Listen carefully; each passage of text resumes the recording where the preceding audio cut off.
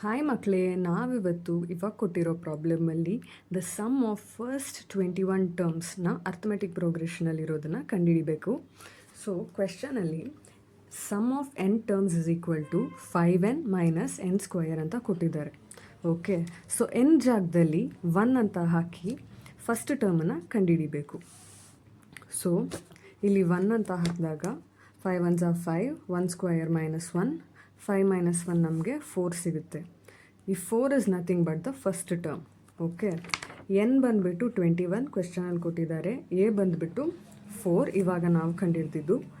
A2 ಹೆಂಗೆ ಕಂಡುಹಿಡಿಯೋದು ಅದನ್ನೇ ಇವಾಗ ನೋಡೋಣ. ಇವಾಗ ಇಲ್ಲಿ ಎನ್ ಜಾಗದಲ್ಲಿ 1 ಹಾಕಿದ್ವಿ, ಪಕ್ಕದಲ್ಲಿ ಎನ್ ಜಾಗದಲ್ಲಿ 2 ಹಾಕೋಣ. ಸೊ 5 2s are 10, 2 ಸ್ಕ್ವಯರ್ ಬಂದುಬಿಟ್ಟು 4, 10 minus 4 is 6. So sum of 2 terms is 6. ಹಾಗಂದರೆ S2 is nothing but first term plus second term. S2 ಏನು ಸಿಕ್ತು ನಮಗೆ 6, ಅದನ್ನು ಇಲ್ಲಿ ಹಾಕ್ಕೊಳ್ಳೋಣ. ಫಸ್ಟ್ ಟರ್ಮ್ ಏನು ಸಿಕ್ತು ನಮಗೆ 4, ಇಲ್ಲದನ್ನು ಕಂಡುಹಿಡಿದ್ವಿ. So S2 is A1 plus A2, 6 ಇಲ್ಲಿ ಹಾಕ್ಕೊಂಡ್ವಿ.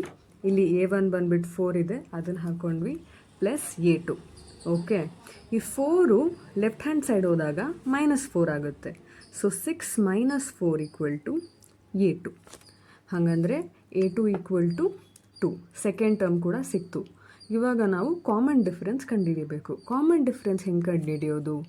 Second term minus first term, that is 2 minus 4. 2 minus 4 ನಮಗೆ -2 ಸಿಗುತ್ತೆ.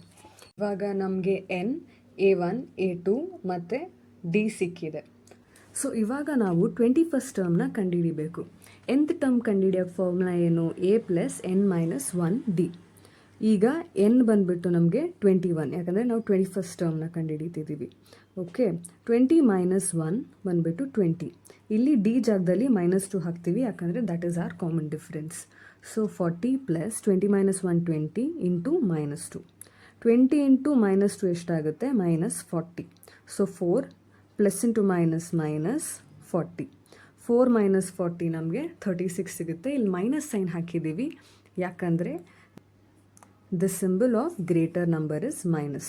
ಸೊ 40ಗೆ ಮೈನಸ್ ಇರೋದ್ರಿಂದ ನಾವಿಲ್ಲಿ ಕೂಡ ಮೈನಸ್ ಅಂತ ಹಾಕ್ತೀವಿ.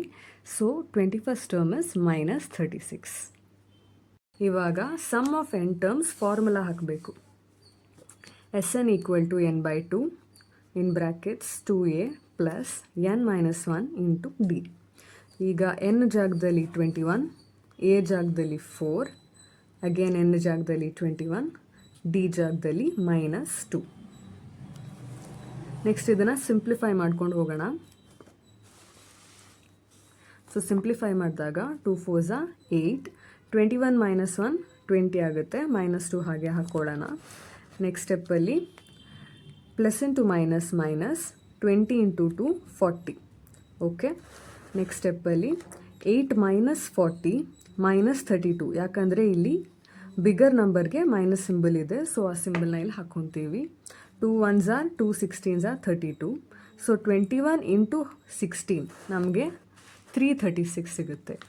So the sum of 21 terms ಬಂದುಬಿಟ್ಟು 336 ಆಗಿರುತ್ತೆ. ಇದು ಫೈನಲ್ ಆನ್ಸರ್. ಸೊ ಈ ಥರ ಕ್ಯಾಲ್ಕುಲೇಷನ್ಗೆ ನಿಮಗೆ ಟೋಟಲ್ 5 ಮಾರ್ಕ್ಸ್ ಸಿಗುತ್ತೆ. Thank you.